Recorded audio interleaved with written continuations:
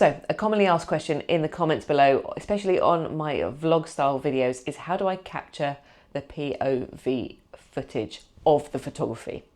Trust and believe me, I know that this has been quite a challenging thing to work out.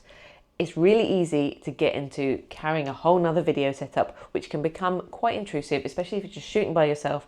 You want to go out and all you really want to do is focus on the photography, but you do want to capture that behind the scenes footage. So that is what this video is going to be about. I'm going to answer those questions. I've stumbled on a bit of a setup that finally works quite well for me, and I believe doesn't detract from the photography, but hopefully gives you a good insight into the behind the scenes, how the shot's being captured, and kind of what I'm seeing. So if you're interested in that, stick with me. Here we go. First up, the cameras. I use the DJI Osmo Pocket 3. You will have heard of this camera if you watch YouTube at all. I'm not going to go into the specs. Lovely camera. I also use the DJI Action 4. The combo of these two works a treat. I love them both for different things. So let me quickly get into that. The Osmo Pocket 3, really nice quality camera. Get some amazing footage out of it for something so small.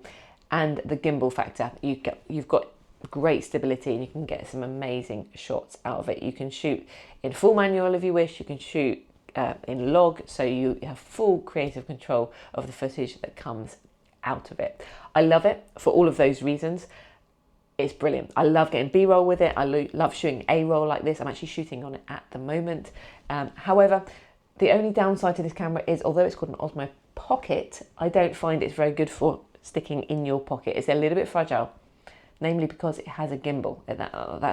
That's what it has, and that in itself is always going to have a little fragility to it. You've got to be a little bit careful with it. It's not bomb-proof, and when I'm out shooting kind of photography and I'm trying to capture behind the scenes, I've got a lot going on. I've always got my actual camera in my hand, and the video camera almost comes second, and it can, it can be put down somewhere, it can be shoved in a pocket, it can be shoved in the top of my bag. I kind of need an easy grab to not miss a moment.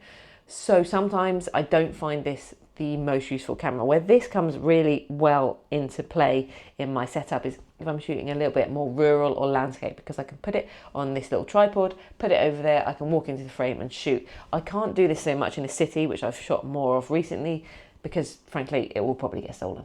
So I can't really walk away from the camera that well. I do sometimes use it when I know it's going to be a bit quiet and I can set it up just a little bit away from me and I can talk to the camera. I much prefer the quality, but you just got to be a little bit careful with it, and therefore it's not as easily accessible. In comes the Osmo Action 4. I believe it's called an Osmo Action 4. There is a 5 now, but I have chosen not to upgrade because I'm actually really happy with the quality that comes out of this. It is not superior to the Osmo Pocket 3. In fact, it's not a match to the Osmo Pocket 3. However, it's still pretty good. You can still shoot in full manual. You can shoot in log in terms of the color grade, and you can pretty much match the footage up really nicely in terms of the color. It is bomb-proof. This is a pocket rocket. It's an action camera. That's what it's made for. It's like a little tiny brick. You can put it in a pocket. You can chuck it anywhere. It's got a flat base, so you can actually set it up really nicely. If I want to talk to it, I don't have to worry. I'm not worried about the bottom getting scratched and things like that. It has a magnetic mounting system, which I'll get into in a minute. Super, super useful, and I don't worry at all about this camera. It also has pretty good in-body stabilization and a really wide lens, which is great for those POV style shots. So I must say this is probably used much more in terms of the POV footage because it just lends itself to that. However, talking about the cameras and all of that, I'll just quickly mention I do shoot in auto. It's easier. I haven't time to be fiddling about with ND filters, etc. Shoot me now. But it works. I do shoot in log because I think that you get a much better image out of the camera. Arguably though, the most important thing is the mounts themselves, because this is what allows you to use the camera in a non-invasive, it doesn't get in the way, you don't have to think about it mode. I don't want to touch it. I want to capture those moments without thinking about it, but I want to be thinking about my photography. So two mounts that I absolutely love, and the combo of them works really nicely, are this little mount that I've set up with small rig. This is actually two parts, but I leave them together. You basically got a hot shoe mount, which I think is called a quarter thread mount, screws into the bottom of the magnetic mount, which then clips on to the camera, or the camera clips onto it. This is what made me move from GoPro in the first place. I love these magnetic mounts. They are so useful. So this then slots on top of the camera and you get that POV kind of sniper style shot. Works a treat when you've got a slightly longer lens on it, because you see the barrel of the lens and you can just like see me moving around left to right, up and down. And I really like that. I really like that look. And this is what I started with, and it works super well. I found as I was moving on with slightly smaller lenses on my Sony a7C II or my more recent edition of the Fuji X100VI, you can't see the lens because the lens is so small unless you really point it down, but then it starts getting a bit wacky. So I wanted to get something where I could see a little bit more of what I was doing. In comes a kind of a chest mount situation. I've had chest mounts in the past. I do not want to be walking around with this thing like buckled on me. They're really annoying and it's just a little bit too much. And I was a little bit dubious about this because I didn't want it too weird when I'm walking around town. But I found this. Well, actually, they found me and they offered me to try this mount out, and it has worked way better than anticipated. So it's basically a kind of a neck mount. It's made by this company called Telesin. It folds up quite nicely. It's kind of like bendy, this neck part, so that fits in my bag like so. I will try and show you there. And you can unwind it, and all you basically do is you basically put it around your neck. That clips in like so. It has a magnetic mount on it. If I take this off here, stick that on there, boom, just like that. You're freehand, you're good to go.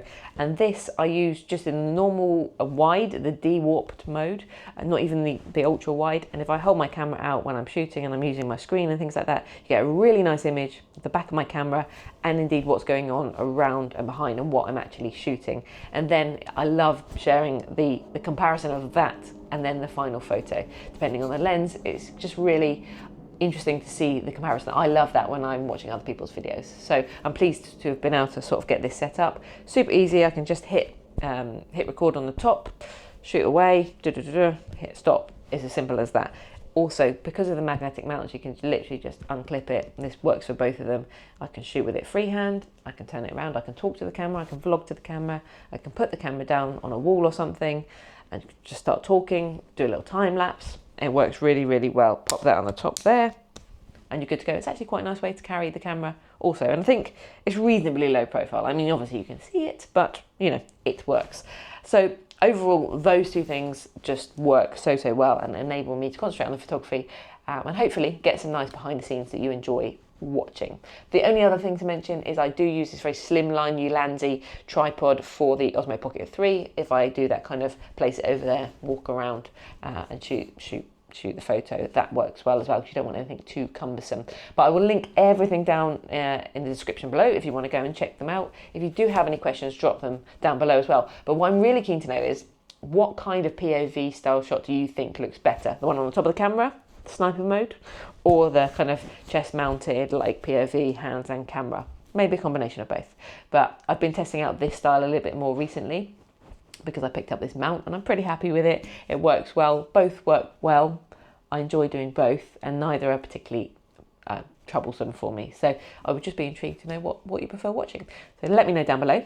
Thank you very much for watching and I will look forward to seeing you in the next video, probably out and about using one of these mounts.